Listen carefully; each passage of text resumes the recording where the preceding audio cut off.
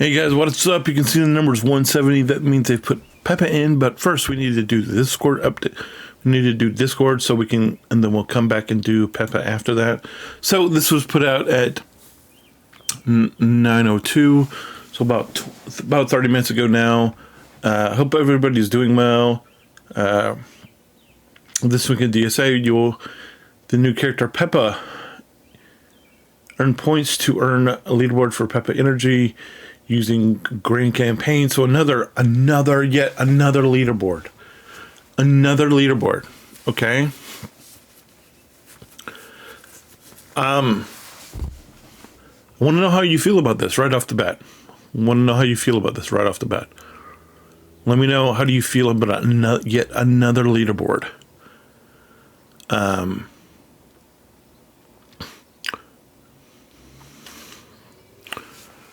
Because what this feels like it feels like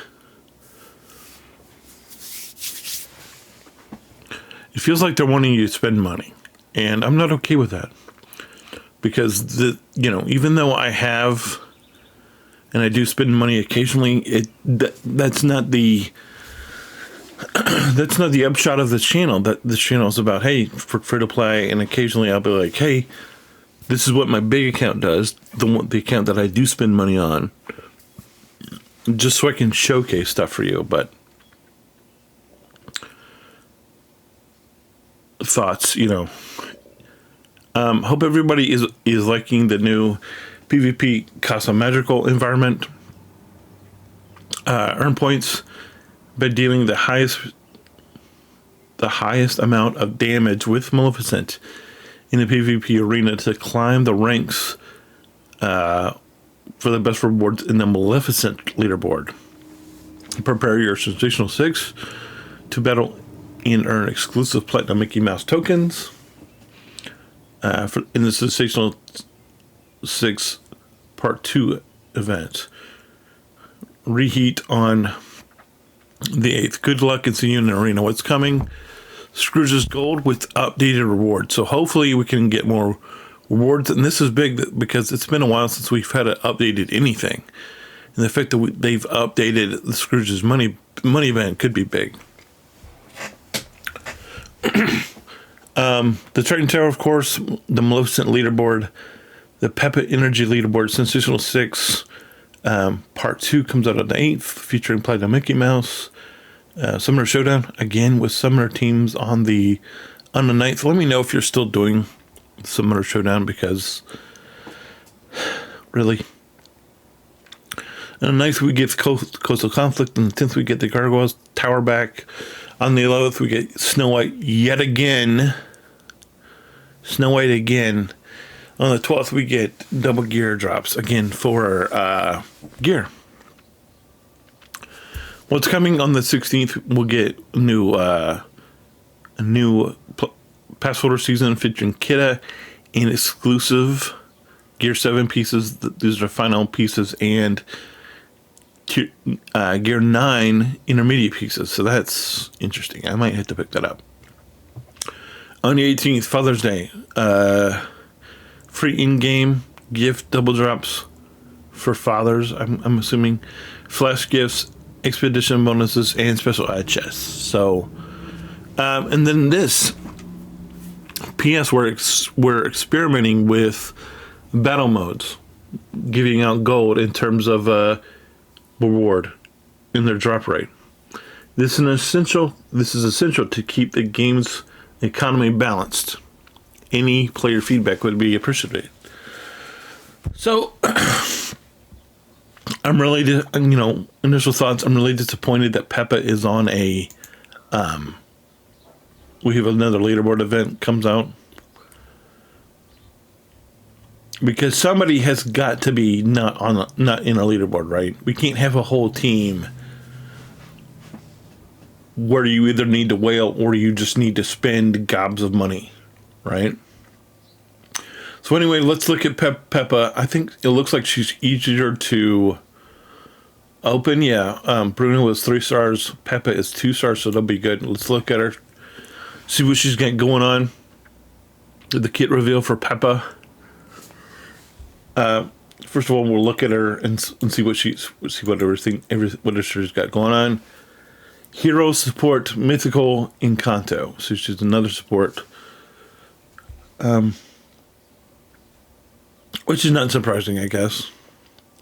Her basic, called Pepa. You have a cloud. Deal damage to target opponent.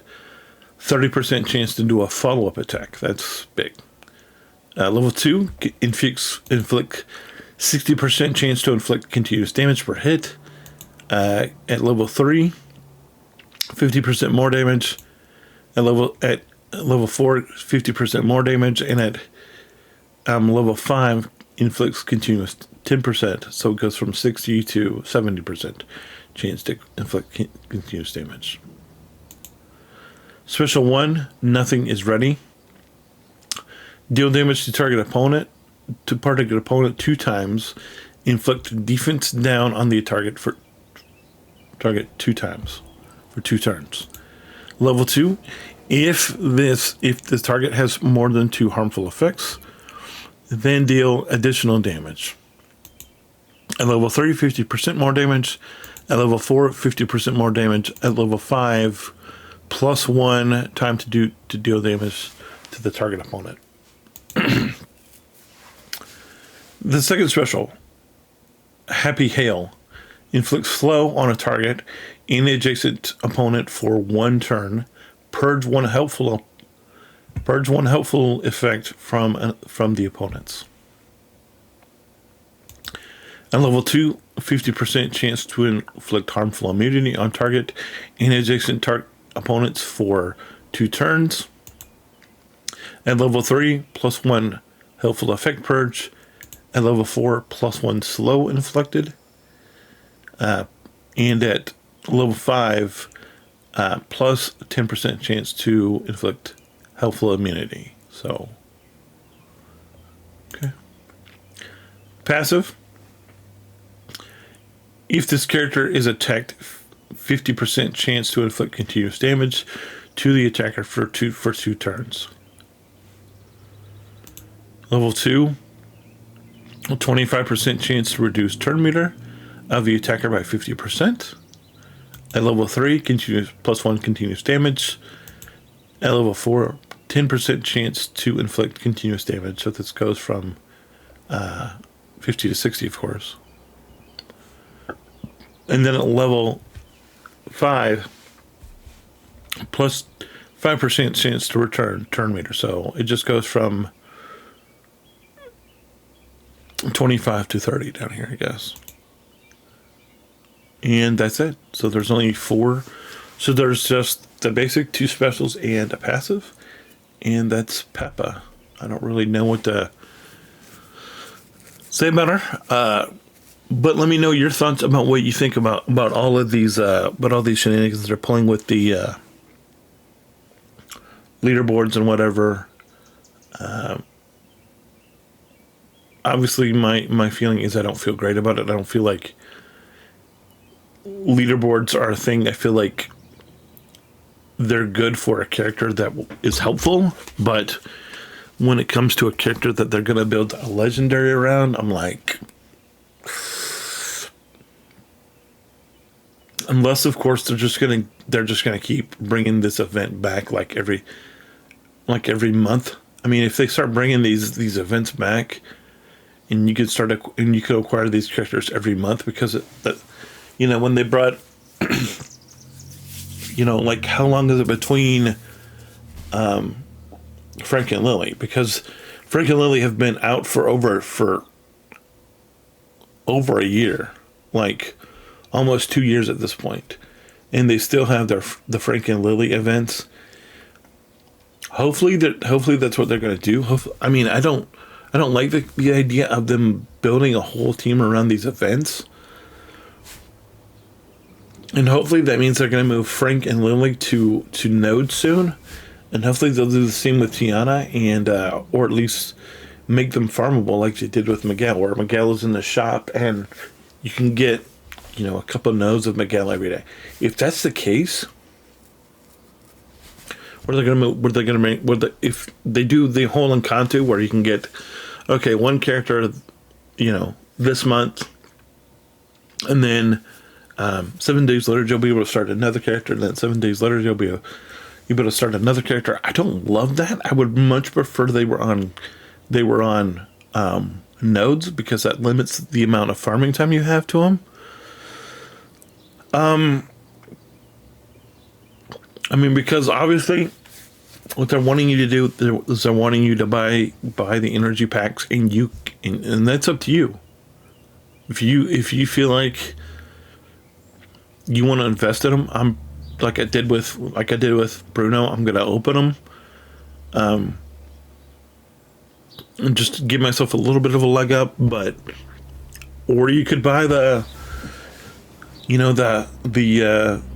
three, however many packs they were, where you're spending like $90 and you get, or however much the thing was for Bruno, and you have like a 5-star character. That's up to you. But or you could buy the whole thing open,